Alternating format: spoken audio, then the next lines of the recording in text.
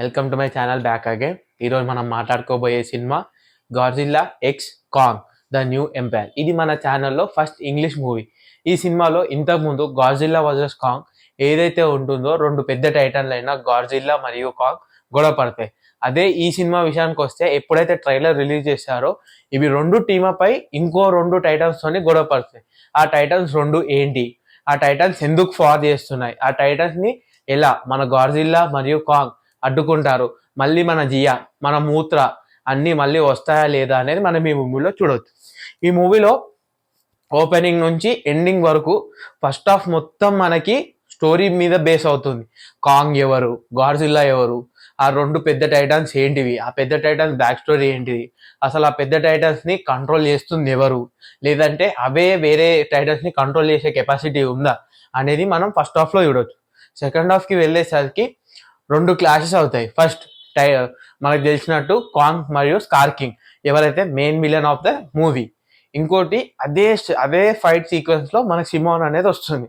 ఆ టైంలో మనకి ఎలా ఉంటుందో ఫైట్ సీక్వెన్స్ అంతా చూస్తూ అదే టైంలో గాడ్జిల్లా ఏం చేస్తుంది, ఎక్కడుంది, ఎందుకు అలా చేస్తుంది అనేది మొత్తం మనకు తెలుస్తుంది. ఈ సినిమా మొత్తం రన్ అయ్యేది చాలా తక్కువ టైం అయినా మనం చాలా ఎంగేజింగ్ గా ఉంటుంది. ఫస్ట్ హాఫ్ చాలా ఫాస్ట్ గా కంప్లీట్ అయినా, ఫస్ట్ హాఫ్ కొంచెం లాగ్ అయినా సెకండ్ హాఫ్ అనేది మీకు ఫాస్ట్ చేసిగా స్టోరీ ఓపెన్ అవుతుంది, క్లైమాక్స్ ఉంటుంది, మూవీ ఎండ్ అయిపోతుంది.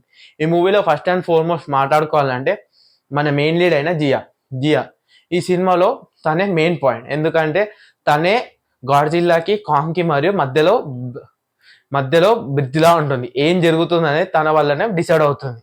ఇంకోటి ఈ సినిమాలో మనకి మూత్ర ఇంకో పెద్ద టైటన్. ఈ టైటన్ ఏంటిదంటే మాన్స్టర్స్ అన్నిటికీ క్వీన్ టైటన్ మన మూత్ర. సో ఈ మూవీలో మూత్ర ఏం చేస్తుంది కాంగ్కి గాడ్జిల్లా మధ్య అనేది కూడా మనం చూడవచ్చు. ఈ మూవీ విషయానికి వస్తే విఎఫ్ఎక్స్ పరంగా టైటన్స్ టెక్స్చర్ కానీ ఆ విజువల్స్ ఏవైతే ఉన్నాయో చాలా బాగున్నాయి. ఇంకోటి ఈ సినిమా 3Dలో కన్నా 2Dలో వస్తే చాలా ఇంపాక్ట్ ఎక్కువ ఉంటుంది. అదే మనం 3Dలో వస్తే ఫస్ట్ హాఫ్ లో కొన్ని సీన్స్ తప్ప మళ్ళీ మన సబ్ టైటిల్స్ తప్ప ఏం ఉండవు. సబ్ టైటిల్స్ ఒక్కటి మన 3D లాగా కనిపిస్తాయి కానీ పెద్ద 3D ఫీలింగ్ ఏమి ఉండదు. సో మీకు 3D చూడాలనుకుంటే మన ప్రసాద్ ఐమాక్స్ ఉంది, మీరు ప్రిఫర్ చేయొచ్చు. లేదు వీఆర్ ఓకే విత్ 2D అంటే మన సింగిల్ స్క్రీన్స్ ఎన్నో ఉన్నాయి, యూ కెన్ విజిట్ దెమ్. ఇంకోటి ఈ సినిమాని మీరు మంచి సౌండ్ దాంట్లో చూడండి. 5.1 డాల్బీ అట్మాస్ ఉన్న దాంట్లో అయితే మీరు ఆ బీజియం కానీ అవి ఎప్పుడన్నా రోర్ చేసినప్పుడు ఆ ఫీల్ అనేది మనకు చాలా బాగుంటుంది. ఎందుకంటే అంత పెద్ద టైటన్స్ అనేటివి ఇమాజినరీ స్టోరీ అయినా మనకు విజువల్ వరల్డ్ లో చూపిస్తున్నారు కాబట్టి అలాంటి ఫీలింగ్ మనకు ఉంటే చాలా బాగుంటుంది. ఇంకోటి ఈ సినిమాని మీరు థియేటర్లో చూడాలంటే మీరు టైటన్స్ ఇష్టపడే వాళ్ళు, లేదు కాంగ్ కానీ గాడ్జిల్లా కానీ మీకు ఇష్టమైతే మీరు తప్పకుండా Godzilla into Kong the new empire అనేది థియేటర్లో చూడడం వర్త్. ఇంకోటి ఈ సినిమా నేను మార్నింగే డీజేటీలో చూస్తాను, దాంతో కంపేర్ చేసుకుంటే ఈ మూవీ నాకు వర్త్ అనిపించింది 3Dలో నాకు. సో ఈ వీకెండ్ మీరు చూడాల్సిన సినిమా లిస్ట్ ప్రకారం వెళ్తే first Godzilla x Kong the new ఎంపైర్కి వెళ్ళండి. తర్వాత మీ ఫ్రెండ్స్ అండ్ మీ గర్ల్ ఫ్రెండ్స్ తోని టిల్లు స్క్వేర్కి వెళ్ళండి.